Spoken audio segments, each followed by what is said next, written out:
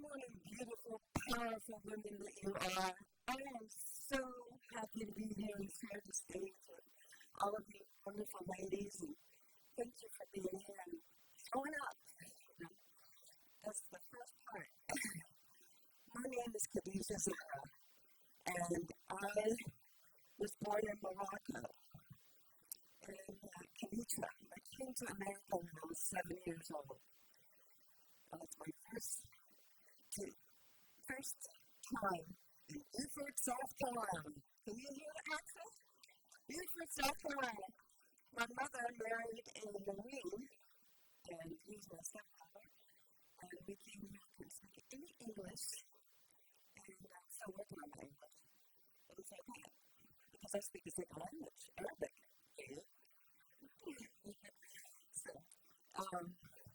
So I came to America and had quite the journey compared to my grandmother. I was raised by my grandmother the first 7 years of my life. And then she was the light of my life. She was spiritual, loving. She taught me what love is, and she showed me what love is. She was, I have to get the clipper. And this right here, so I am a mother and a grandmother of 4 beautiful grandchildren. And one thing I always ask myself, can I love them the way my grandmother loved me? Because she loved me in a way that no one could ever even comprehend. And she taught me what love is, the understanding of love, where it all began. Nothing like a grandmother. There she is. That's my Omi. So I call her Omi. The first 7 years of my life were an amazing experience. She was love in human form. And she would always say to me, Diri li gditi biha, ukuni marjaha.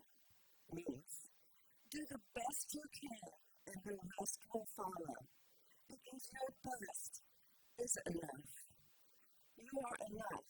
Because we, as nurturers, caregivers, we always want to do more. Keep going, keep going, keep going, until we run out, right? This is how beautiful we are as women. We just love to give and take care of everybody. But then we forget ourselves. So the love I have for my grandmother is so beautiful. I wrote this poem for her decades ago. So it goes like this. Saints and flowers. Flowers and saints. Yellow roses. The flower of the world. Here's to you, Omi. I love you, and I honor the saint in you. And she's smiling. Her scent was of orange blossom and rose. And every now and then, I can feel her. In honor to her, after I wrote my memoir, I decided to tell me her name, her first name, as my last name. And now I am officially Khadija Zahra, in honor of my grandmother. So, as I said earlier, I came to America when I was 7 years old. And eventually I had 4 brothers younger than me. And I grew up with a lot of violence, chaos, abuse. I share this with you not coming from a victim consciousness. Make sure you know that.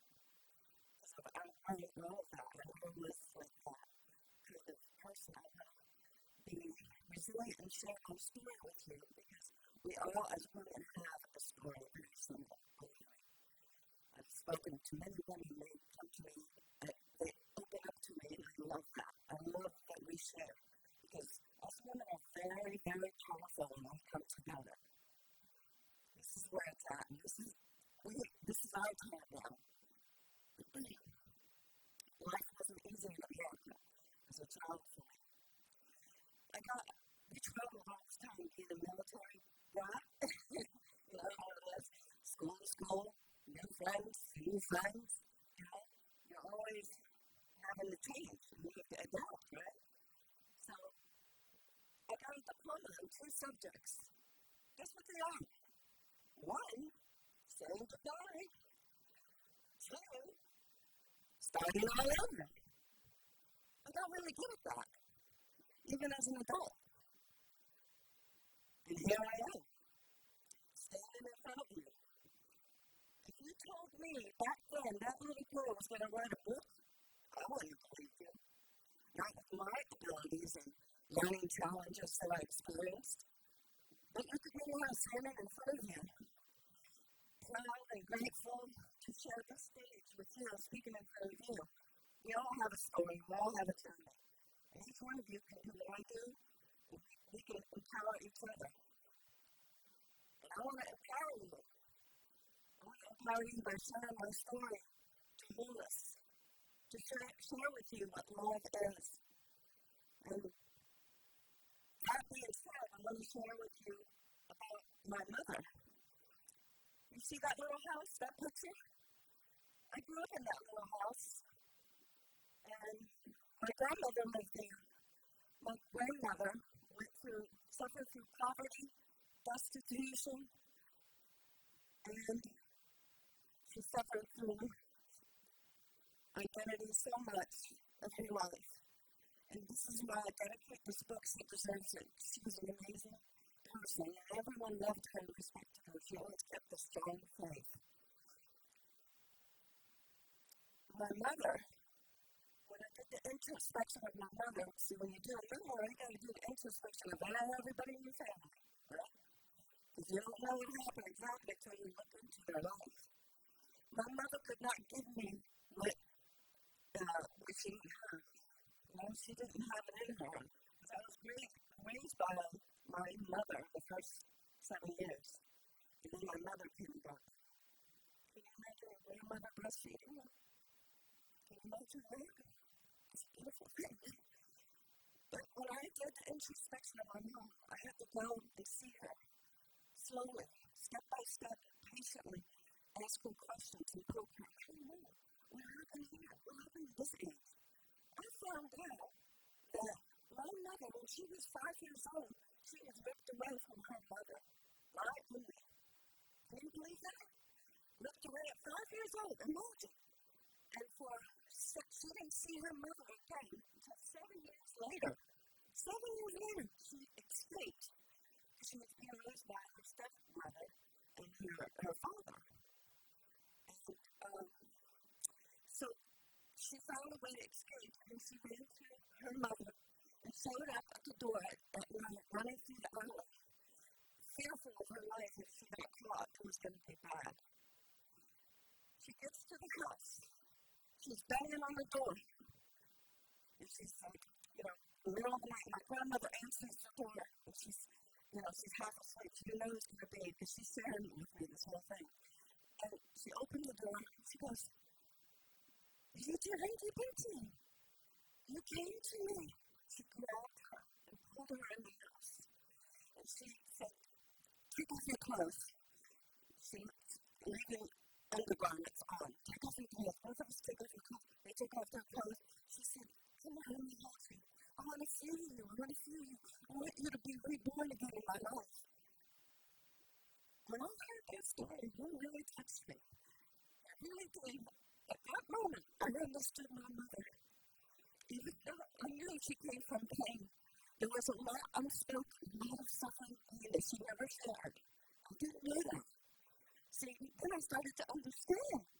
It started to make sense. Why she was like that. I was like, what happened? And all of a sudden, my heart opened up for her. The compassion, the grace came in my heart. And I was like, wow. And I loved her even more. She's powerful. My mom is fierce. You don't mess around with her. She's looking after you. Believe me, even as an adult, she's still up at my job. I'll fix you. I'm going to fix your ass. You don't mess with my mom. But I love her. I love that side of her. So I love a great contrast. I was raised by 2 different women. in my life. One was soft and spiritual.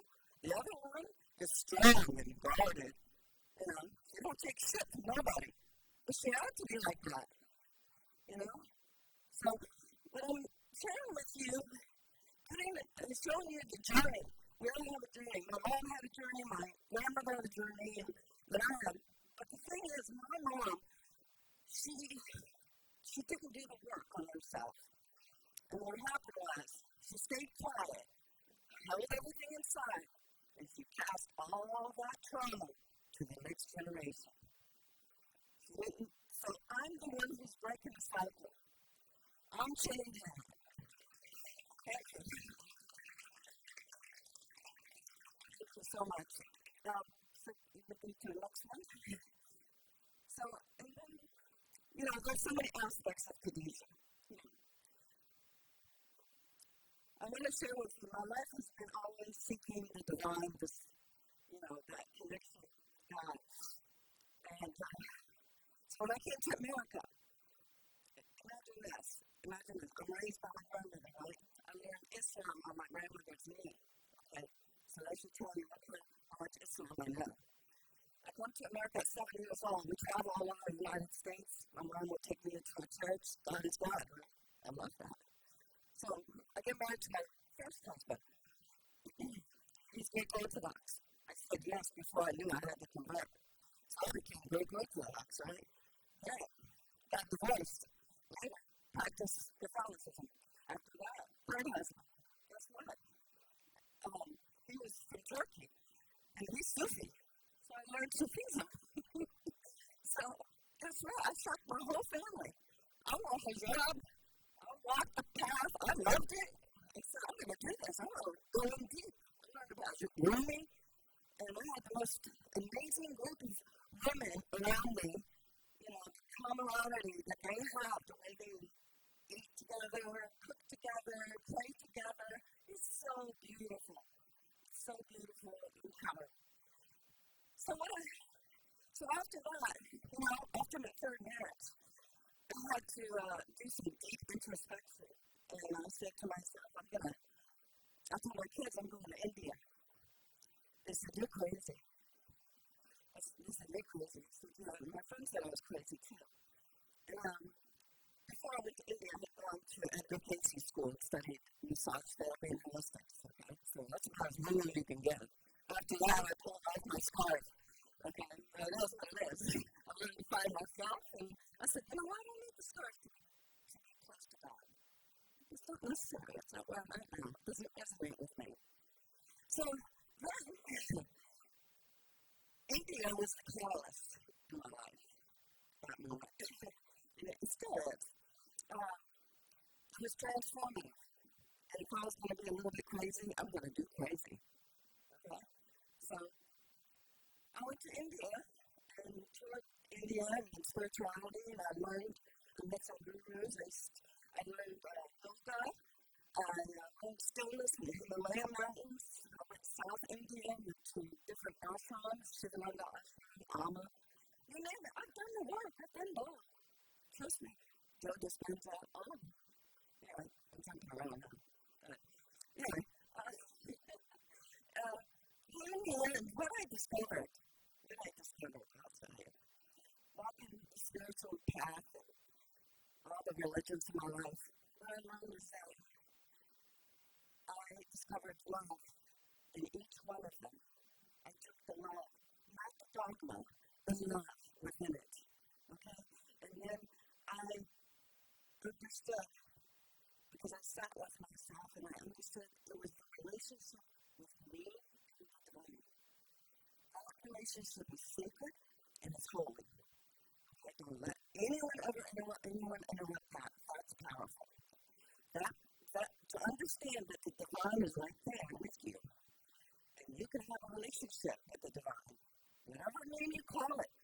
Don't matter your country, what color you are, or whatever your ethnicity is, and what language you speak. What matters is your relationship with the divine, because you are beautiful, you are perfect, you have nothing missing or lacking. I was a business owner for 20 years and still am. I was in the restaurant business. I'm a foodie. I love food. Food, that's my language of love. So, if I can create, it means I love you. Nim knows that. First time I met her, I made her some energy balls. So I got all kinds of balls. I got chocolate covered balls. That's science, true. What are you laughing about? So I'm a travel chef. I also do energy healing. And I'm a massage cupping therapist. I've done Reiki on those things. I've done different things, modalities. And I'm just honored and grateful that I'm here today and share my story. And you're willing to share the space with me. It's wonderful. Thank you so much. And one last thing I'd like to share in closing is that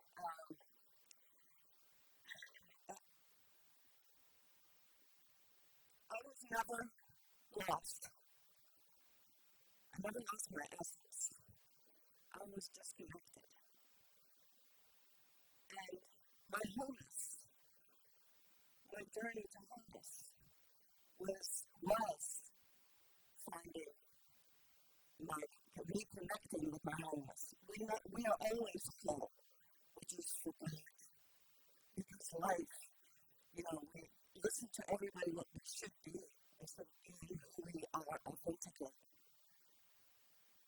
So you are never lost, you're beautiful, you are divine, and if you would like, I could share with you an enlightenment mantra. Are you guys interested? Really? Okay, that's awesome. I'm going to say it. Alright. This is an enlightenment mantra for the awakening of the mind. Sidosi, Bidosi, Mirandinosi, Samsara Maya, Parivartitesi, Samsara Sapna, Tajamana Hedam, Sudosi Budosi, Mirandinosi. Wake up, my dear. You are living in Maya. You are pure divine. Wake up. There's nothing missing or lacking in you. You are love. You are pure divine love.